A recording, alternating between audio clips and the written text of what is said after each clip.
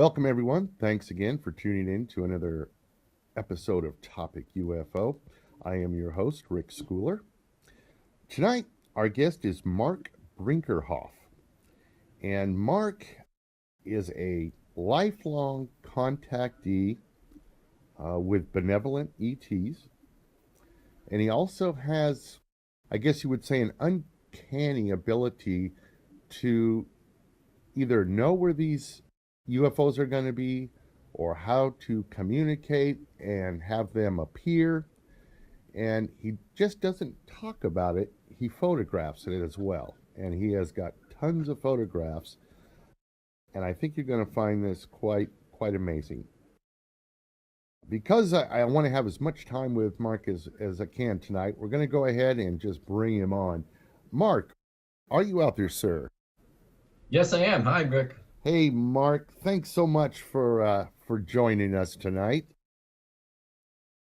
I know that the holidays can be a busy time, but I appreciate you taking time out of your day. It's okay. So Mark, let's just get down to this. I must say that, and like I say, I'm not an old ET UFO guy that's been around for a long time. I'm fairly new to the topic, but to be honest with you, I had never heard of your name before. And when I was introduced to you and checked out your website, and of course we had a nice long conversation a few nights ago, you have been involved in this now for basically all your life, huh? Yes, that's right. And have you been out there in the public eye with this for a long time? I mean, do most people in the UFO ET community know who you are, or do you kind of sit back in the shadows, or what? It's a little bit of each. I was out during the early to mid 1970s, just before and during Close Encounters of the Third Kind, before that movie showed, and came back a while. Was doing the MUFON investigated me, and my film was my UFO film and cameras were taken to 3 places to be studied. Project Visit with Bill Spaulding, Project Visit with Bill Spaulding. Then it was a scientist from ex-NASA scientist that studied it with Dr. Nimsto, and some other different places. The UFO people took them to get studied, and they found no light leaks in the cameras or anything that I flawed it or anything, because I didn't know photography, really. I don't. And you can tell by my pictures probably that I'm not a photographer. I'm an artist. But so I was studied by the MUFON, and their investigators went on some sky watches with me, and film was taken. Then I was doing talks until 1986 or 7 at that moment there, and I went underground. I just went down to not come out again for a while because people were interested only in the negative aspect of ETs and Greys. And Whitley Strieber's book was out, just came out, and I had met Whitley back in 84 or 5. But it was the negative aspects that were coming out, and that's what people wanted to ask me about. Mine is the spiritual aspect or perspective of the ETs and what they're here to help with and what they want to do for our spiritual development, what we're about as soul. So my encounters were physical, definitely dense physicals like we are now, like this. Also, I've had dimensional experiences where I was teleported onto the craft as well, physically. Also through out-of-body or soul travel, where I've experienced them. And I've taken others with me, and they've remembered being on the spaceships with me and seeing ETs. So this is back in the 70s. Wow. And, happening today a little bit more now. I'm getting back in to help people with this again. The ETs have given me certain protocols to help people with now that the time has come. I was talking the same talk back in 1960s in school, in high school, but nobody understood me. In the 70s, I spoke the same way as I do today, and it was still too much for them as dimensional, about many multi-level dimensions. I was talking 12 dimensions in the 7th grade and 6th grade and 5th grade. That was a little much for people back then, huh? Yeah, in those days was 7 dimensions, as it is still today, 7 dimensions that people speak of, the 7 chakras. In reality, there's more than that. So I was experiencing that even as a, let's say, 15-year-old, 14, 12, with these beings, these entities, and they're actually beautiful beings. If you go to the website, you'll see them under encounters or meet the extraterrestrials. I've pasteled and this pencil drawn them. They are like angelic beings. They're beautiful, androgynous looking people, about 7, 8, 9, 10, 12 feet tall. The ones that I met in the fields in upstate New York were 8 feet and over, about Wow. 8 to 10 feet tall. So, well, hey, but hold on a minute, Mark, because I want to ask you. I don't want to skip over this MUFON investigation. This was in the 1970s, right? Yeah, 77. Okay. And I think what people need to understand is you were taking photos even back then, correct? Yes, I was taking nighttime photos, aiming at the sky under the direction of the ETs with the investigators. And my film would come out with UFOs on them.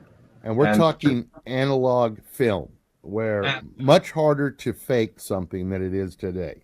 It was 126 film, I think, and 110 film, and then the photographer, when the investigator was a photographer, professional, I used his 35 millimeter and came out with film UFOs on it, which were documented as solid objects on film.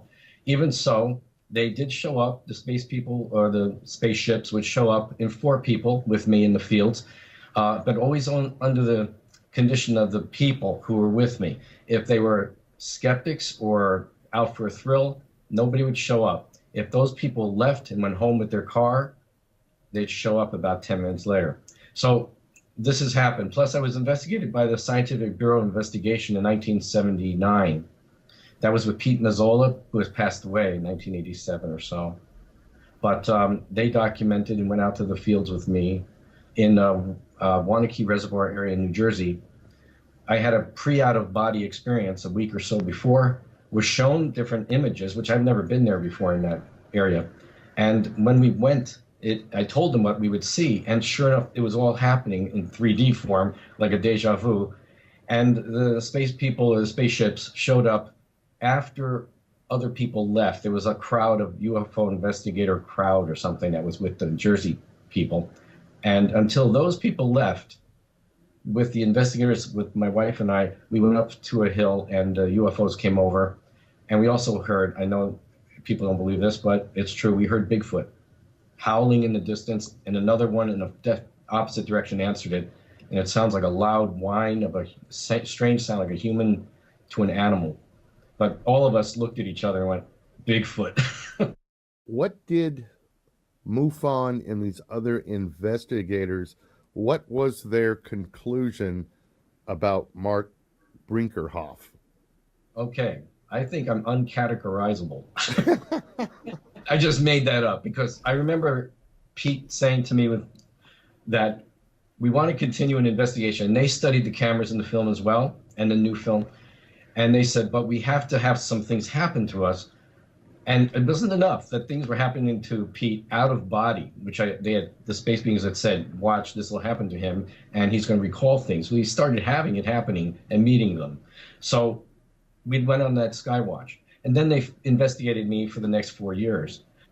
So I think it was around 1985, 86, around there, 79, 81, 82, 83. Around 82, 83, we were kind of finished with it. And then we were all just friends and buddies.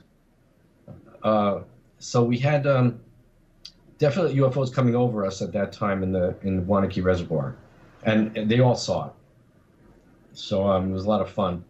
But again, they did that to help with the investigation, to show that there was a connection coming through. I've been in contact since I was 4.5, 5 years old. My onboard experience was when I was 5. And after that, I've had other experiences. And also had ETs visit us here in the house in 1999. And they were another type of being, but they're very loving and gentle. So there's different species of ETs that are dimensional as well. Well, that's what I wanted to ask you about, because, you know, the first thing that comes to mind when talking to you, at least for me, was that you are a very happy individual. So many of the people that I talk to who claim to be abductees seem to have very negative experiences, seem like they may even be suffering from some type of depression, something like that. Why do you think that is? Why are you so much different? I've never had a negative experience with any ETs. Uh, I've been told by the crew that I work with or am part of that that wouldn't happen to me. I've met people who've had bad encounters, who have had missing children and everything. Yep. And there are ways that they can help combat it. From what I've understood, that if you have no belief system, then those negative ETs can actually manipulate a person easily. And they do look for people with certain type of genetics, but that's all I've known in the past from the people that I've met. Some of their fathers or grandfather was a scientist or an inventor, and that might have been why it was in their family. But I've never had a negative experience with one, and I've met a few. And I've met different types, and they've all been kind.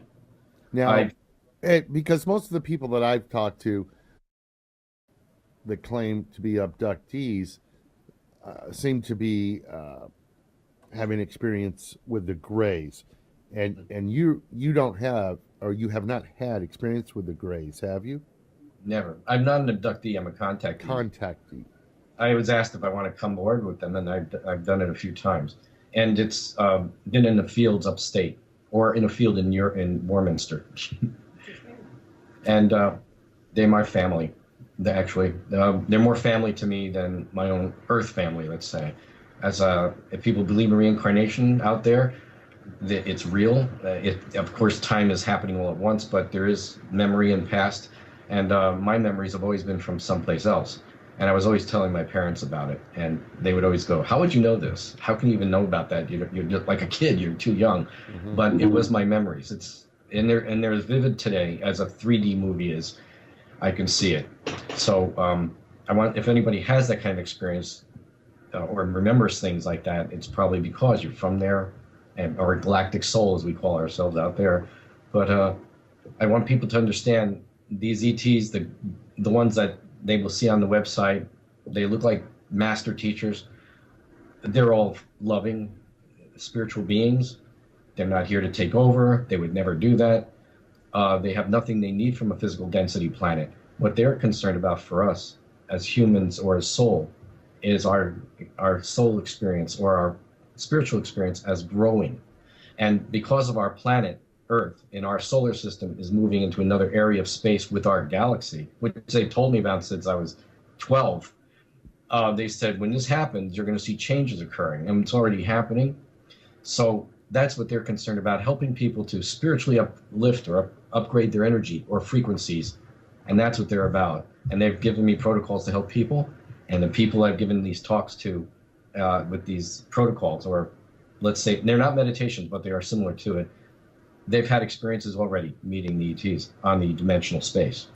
Have they told you how we came to be? How did humans come to be on Earth? Yes. And can you tell me what the answer is? They've been, these beings, or these similar beings like them, have been observing our planet, our systems for millions of years. These beings I speak about come from a different galaxy altogether. So they do work with others in our galaxy, other people or other space beings. They have always said that there was a evolutionary race here, so we'll call it the Eve race, evolution race. And the Adamic race would have been the space people that we think of as these beautiful beings, let's say Nordic type looks, or they come in different races. It's not all white race or gold and bronze tans. They all different types of races, including the Asian race is a ET race that even the Japanese believe they're from someplace else. I've studied the history. So they've said that there was an evolutionary race, and maybe that was more not a little before the Neanderthals, let's say, but there was a genetic manipulation. The entities I speak with did not do any of that. They observed it, knew about it happening. Not all beings were for it, but there seemed to be something that was like the idea of a giant lab. Because in my talks, I've said, a science lab, when they have their own gerbils over here and mice over here, well, in a sense, different species or different ET races were doing some of that work with different groups. And that might be why some of them are focused more towards certain races here on the Earth. Like a lot of the grays are seen by Native American as well, but they're friendly. They're not and there's more than one type of a gray. They look like grays, but they're not all gray. That's the general description people have given them. Large-headed being with no hair or large eyes. Even the ones that Betty Hill met were not the typical gray people call today with the big eyes.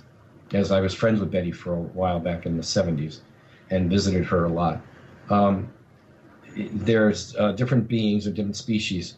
So what people might call a gray might not be a gray at all. Some of them have white skin, and they're very kind and gentle, about 4 feet tall, and they can work interdimensionally. So you see, they can manipulate genetics in a different way when they were working with the species, let's say hundreds of thousands of years ago or so. So what had happened was this evolutionary race that was here and the Adamic race from space, who manipulated genetics because they were physicals, as human-like physical, but they weren't human, created this race, which now we call ourselves human, which is animal man. Hu is like in Chinese, I think that's Hu is animal. So human is not what we see in space. These space beings are not human, they're Adamic. They call themselves Adamic. So that would be the Adam idea and the evolution. That's how they explained it to me as best I could understand. So it was interesting, but they said what happens then is our own genetics, that we have hidden DNA. Within the DNA strands, there's different codes in there that are going to activate as the Earth progresses, which is probably right now happening to many people who are suddenly becoming more spiritually aware, having out of bodies, or seeing nature spirits, or spontaneously seeing a spirit, let's say, walk through a house, where they say, I can't believe what I just saw. Their eyes are, eyesight is opening, let's say inner sight, like third eye or so. And this is all part of what's happening to the planet and the changes that are coming. The changes are frequency. Okay, yes, there'll be some Earth things going on, but the dimensional frequency has to do with a dimensional energy that's coming through. And now I researched it about a year ago, and the scientists, or our scientists, of space scientists, saw this energy cloud in space that I had been speaking about as a child. I was calling it the blue energy field from space, what I used to see. And I always was told, when we hit that blue energy field, when the Earth in the galaxy, Earth's galaxy hits that area of the blue energy field, frequencies will speed up more, and then you'll see things happen. And when I saw it, I think it was on 2005 or so, they saw this energy field in space, and our galaxy is just at the tip touching into its early energy field of it. So that's where we're seeing experiences on the planets, on the sun. The solar experiences are occurring. The planets are warming up and doing all kinds of things in our solar system. But it's not just the solar system, it's this galaxy. Right. It's this, what we've been talking about 20 years, but now it's come. Now it's here. I want to talk a little bit, if we can, about some of your recent photography that you've done. Now you have a website, intergalacticmission.com, where folks, you can go out and see all of these photographs. They are all very well documented.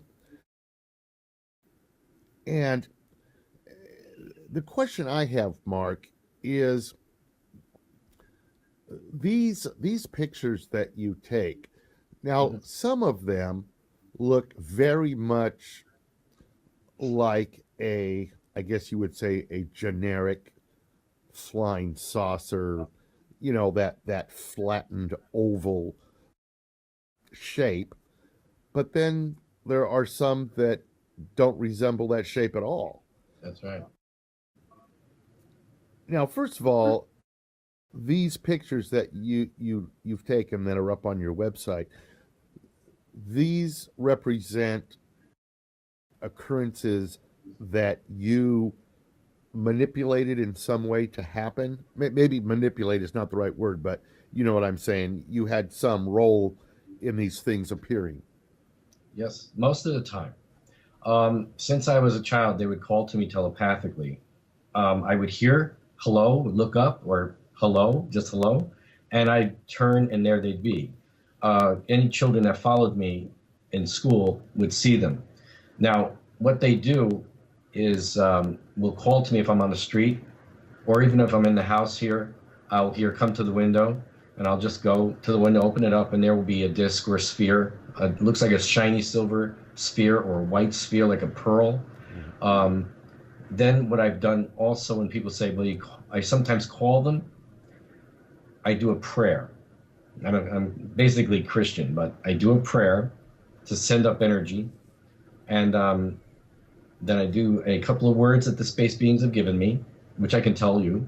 And it's on my website, actually, under, I think, questions and answers at the bottom. It'll be how we can communicate, and there's some words there. Adonai Vasu Baragas is a greeting. Vasu is greetings, hello, how are you? It also says goodbye, farewell. It's like aloha. So you can actually telepathically send that out and say the words Adonai Vasu Baragas. And I would say that 3 times. Sometimes I would add the other words to it. Om Sabasamanorm. Those are other words in space for I greet you with the infinite light of the infinite, with the love and light of the infinite creator.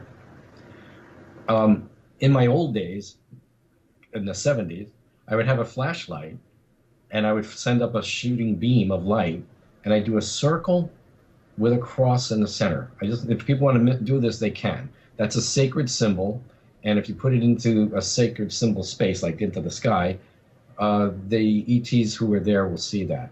So those were my little things. I would flash the light and they'd flash back too. The same pattern I would do. People can do that, but you have to be careful. You don't want to call a ship around that's not of the light. You don't want to call one of the negative ships. So how you can tell that is with telepathy and love, and you send it through your heart, love to that ship. If you don't get a response back, which is another feeling or frequency of love coming back to you, stop communicating. That is how I was trained by the crew. Also, if you see a dark red UFO, like a mahogany, like a dark red, not ruby red, darker red, don't focus to it. It's usually of a negative frequency. Stay with the white, blue, light pink, orange, whatever colors. I've seen pink UFOs. They come by electric pink. So this is just part of that. So what I would do with the prayer, those words, and then I'd send up thoughts from here, from the third eye or the beam, and I'd send out a picture in my mind, a telepathic picture of a spaceship, however you want to make it look. It could look like the spaceship you have on your website, or it could be a disc, a standard George Adamski spaceship, or it could be a sphere or a cylindrical one like that. Whatever you want to do, you can send that off in your telepathy, like a photograph in your mind. You send that out. And just doing, it's like thought pictures. Then I would let it go. And I'd say, if you're in the area, I'm here. Thy will, not mine, but I would love a sign. Now, you use that. I would love a sign. If you could show up for a sign, it would be great. And then give it up. Don't even think about it anymore. Just send, I hope, love to them, and that's it. And that's when they would call. Later, minutes could go by, 20 minutes could go by, and also I'll hear, come to the window, or hello. And if I'm outside, I might hear, look up, or have an impression or a feeling to look up and be guided to turn around, and there be a disc up in the sky, or 3 UFOs in a circle, a pattern. And that happens a lot. So here in New York, you know, people don't see UFOs in New York. They are here.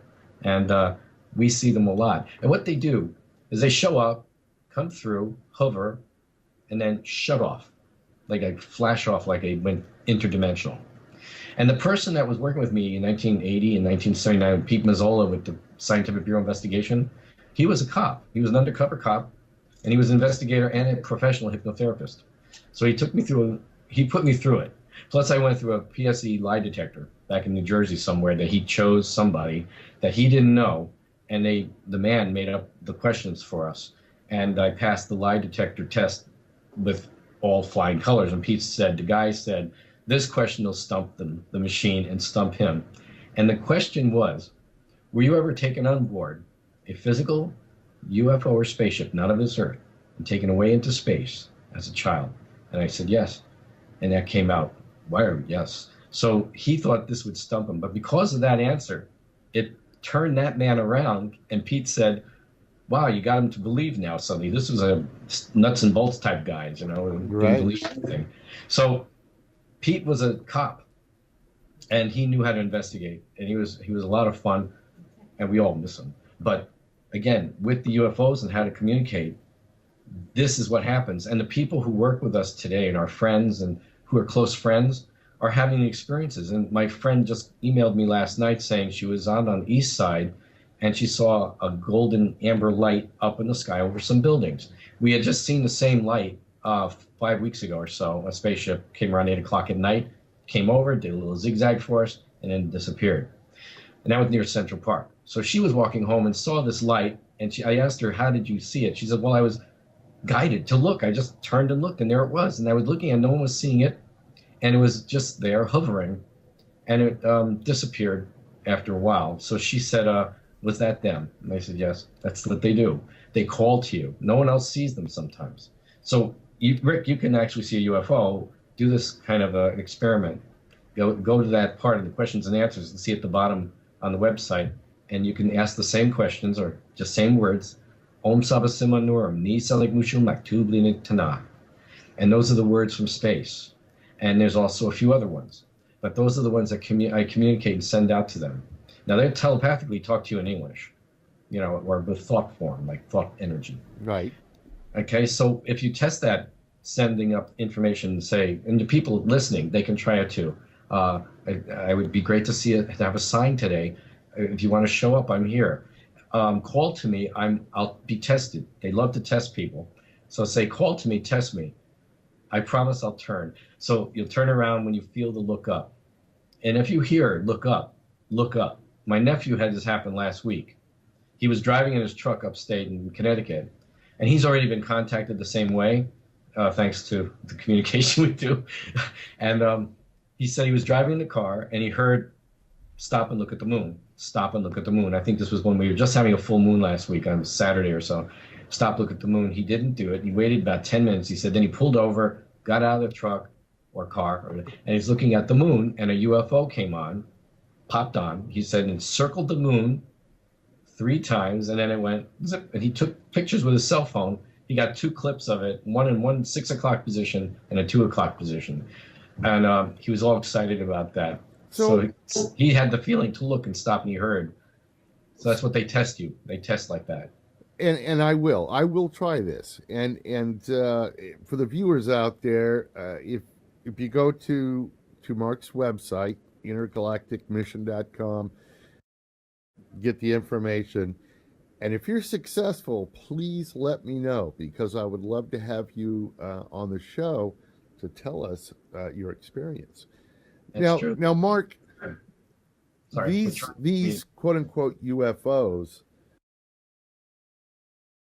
are we saying that there's some entity in there driving this thing around when you see these things, or are these unmanned or unentitied, or what are they exactly?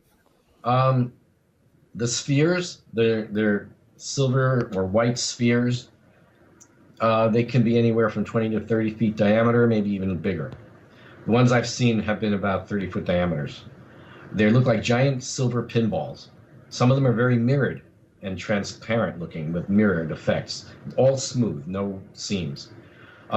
Yes, those usually have a crew of about 5, maybe 10. And then there's others that they use as probes. We had a probe in our apartment. Looks like a silver ball. It's about the size of a wiffle ball.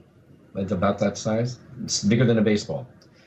And Pete was here. Pete Mazzola was here interviewing me back in 1979. And I saw it up in the corner. It just appeared and it came on. I had a window that was open too. This was in your house? Yeah. I've seen them before in my house upstate.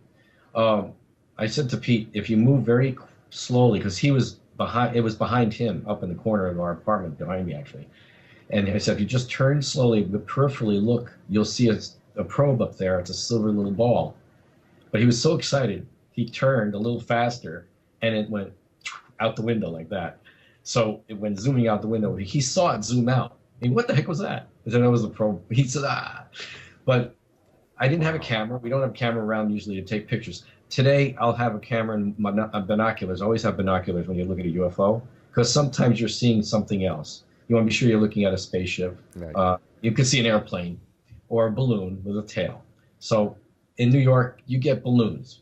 So I always have binoculars, and I know when I have balloons I'm looking at. So the ones I'm filming are UFOs, and when they stop, they go and they shut off. And that's their way of saying hi. We've also had Dimensional Doorway actually show up with one of these UFOs. I take it you must get some skeptics that refer to these mylar balloons and say, oh, that's just what those are. What's your response to that? You can tell. I've seen them, and I didn't film them. I don't film mylar balloons. People have thought they might be looking at something like that. The mylar will have usually silver one side and a color on the other side. And normally they're not usually showing mylar around here in New York, but I think still they get out there at these party stores. But they'll have a long tail with them. You can see the tails. The ones you've seen on the website, they're reflective pictures of two together. They have white flashing coming out like that. That these beings inside are from a command around our planet Earth here. You might have heard of them. They're called the Ashtar Command. These people are ethereal people, and they will show up most of the time when I'm taking pictures too. They call them plasma shoots, and they will shoot these silvery white reflectors. And when they're high up and you say, I just lost you, I'm looking, and I just took my camera and I couldn't see where they were, I'll ask them to do the plasma shoot, and they do. And then they reflect and reflect and reflect. And then they stop once you say, okay, I got you. And then they take the pictures. So a couple of pictures show the plasma shooting out, plasma drops that look like dots. Those are not tails of a kite. I know people want to think they are, but when they're not. And the same pictures will show the same image without those dots on them. That was when they were showing us the effects that they create, these plasma shot drops and things. So people have seen UFOs come pouring down like water, and we've witnessed that too. And that's done with their plasma energies that they use. And then they dematerialize, and then they're gone. Well, Mark, I tell you, it's been a fascinating conversation. Unfortunately, we've come to the end of our time for tonight. But I wanted to mention again your website, www.intergalacticmission, all one word, .com. You also are an artist, as you had mentioned, and people can see your art at markbrinkerhoff.com. I'll pull these URLs up on the screen so everybody can see them. Besides these two locations, can people reach out to you in any other way if they wanted to chat with you or ask you a question? There should be email on that website, Intergalactic Mission with one L. People have spelled galactic with two L's. Okay. There should be a markbrinkerhoff@gmail.com. Okay. No. info@intergalacticmission.com. That's what it is. Okay. So if somebody Another one too. If somebody had a question, perhaps maybe they're not doing this communication thing quite right, you might give them a hand. Yeah. So you might be getting an email from me, Mark, is what I'm trying to say. You can call me anytime. Yeah. Okay. Call me anytime. All right. Be prepared, because when we do these things, they see through my eyes, I guess you'd say, because they say when you see yourself through another's eyes, that's how they say how we are one with each other in infinite light. I hope the people in the audience, if they're spiritually oriented or very, very curious, these space beings look for that. They look for the curious, open people, and they monitor everything we're doing. These beings can monitor from miles and miles up, and they can see a close-up of us, just like our satellites see gum wrappers on the ground. They see us like that. They also monitor our energy field, our aura. So you want to keep your frequency high. Detox your body. We got a lot of radiation. They've been warning us about this. And we have information on our website about detoxing, or call me, email me about that. And try to stay away from unhealthy foods. There's GMOs out there now, and you want to stay organic as best as you can. And with that, work on your telepathy, work on meditation if you need to, or prayer, being alone in silence and working with that energy, because this is how they communicate. They are normally telepathic entities, these high beings of light, and they really care about the spiritual growth of this planet and the people on it. They are looking for the people who call out. They always said, we call to us. Call to us. We don't come to you first. You call to us and we'll come to you, because they want to see who's curious. And you're curious. I am curious. A lot of people out there are curious. I'm just a messenger for them. I'm their little, puppy. I'm just trying to help. I want people to be happy. How far advanced are they as far as the universal time scale? Are they a million years ahead of us? Are they just the same but different? What's up with that? Okay, remember, the people I'm talking to are not physical people. They can create a body to work with if they need to. These are millions of years ahead of us. They're from another galaxy. There's other beings, Ashtar, and these other beings that are out here around the ethereal light, around here in our Earth and its galaxy. They work with people in the physical densities. They can come through and have a body and materialize, or meet you on the street, which I've done. I've met some of these types. So they materialize, or they'll walk over, and you turn around, they dematerialize, they're gone, because they can only stay for a little while. They're called masters. Like Jesus, the Yeshua, he's ascended beings. That's how they communicate. They look for people who are open, who are loving, who care about animals. And my message from this crew and from the other side, any way you treat a child, you're judged the same way if you treat an animal. So if a person is abusing any animal, it's like abusing a child. So that is seen in that way on the other side. When people pass over and get to the other side, I've had my own death experience. I was drowned as a child. So the thing is, you get on the other side, you think you can get away with things. You can. You see everything. It all comes as a flash. And you basically are judging yourself in a sense. But that pain that a person might have given to an animal, I've read a lot of stories that makes me sick what people do. But if they've hurt an animal in any way, it's the same remorse and pain as if a person had hurt a child. And that we're to understand that we are to help the animals. And I rescue them. I rescue spiders. I'll rescue a bug, and I've never taken drugs, and I don't smoke, and I don't drink, and I'm a self-taught artist. I brought that energy with me. So hopefully my drawings will help people understand who these beings are, how they come to us and they want us to see them. This is what they've told me. Draw these pictures of us so people can understand we're not, three-eyed, intended people. They're beautiful beings, and they're very friendly and loving, of every kind of race you can think of. There's blue, there's black, there's brown, there's amber, bronze, and golden. They're beautiful people. I think what we'll have to do is schedule to have you back on again so that we can continue this conversation. I knew a half an hour wasn't going to be enough, but I wanted to at least let the people hear some of your information and things that have happened to you in your life. I could probably do a 2-hour special, and we probably couldn't get to all of it, but would you come back again and visit with us again sometime here in the near future? Anytime you want. All right. The time is now. The time is now. Yeah. Earth is changing. We got to help the people on it. That I agree with. Look to the sky. They're there. They are the signs in the sky. That, in the biblical sense, that's what they're here to do. They want people to not be afraid. Don't be afraid of death. It's just a transition. If anybody should die tomorrow, don't be afraid. It is as easy as getting up out of a chair. Don't be afraid. It's very warm and loving. Our fears are what comes towards us most. So be loving. talk to spiritual creator, our infinite radiant creator, as they call the entity of God, we call God. They call infinite radiant light, radiant creator, and say Basu. When you go out there and say Basu, I love you guys. Right. They're part of the family, really. We're all part of each other.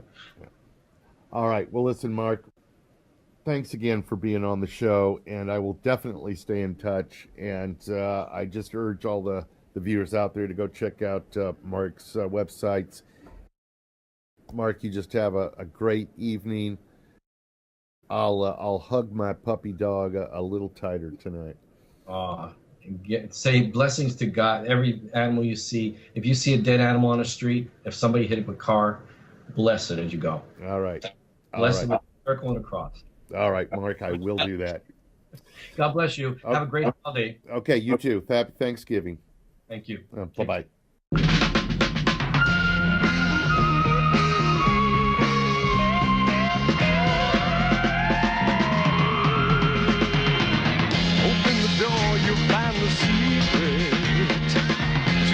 The answer is to keep it. You'll believe it when you find something screaming across your mind. Green slime.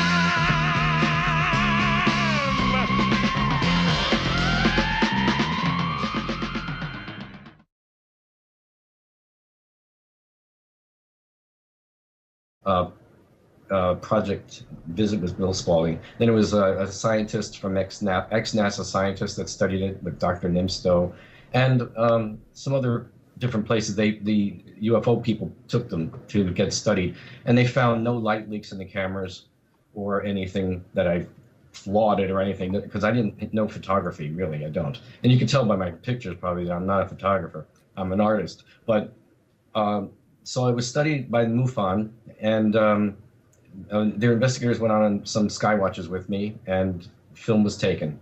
Then I was doing talks until 1986 or 7 at that moment there, and I went underground. I just went down to not come out again for a while because people were interested only in the negative aspect.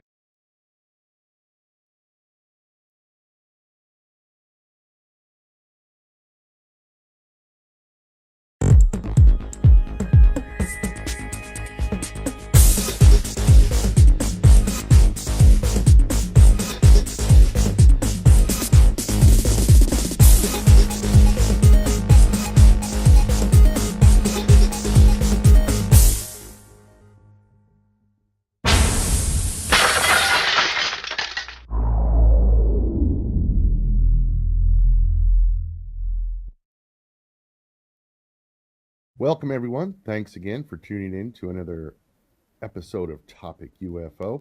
I am your host, Rick Scouler. Tonight, our guest is Mark Brinker. Your life, huh? Yes, that's right.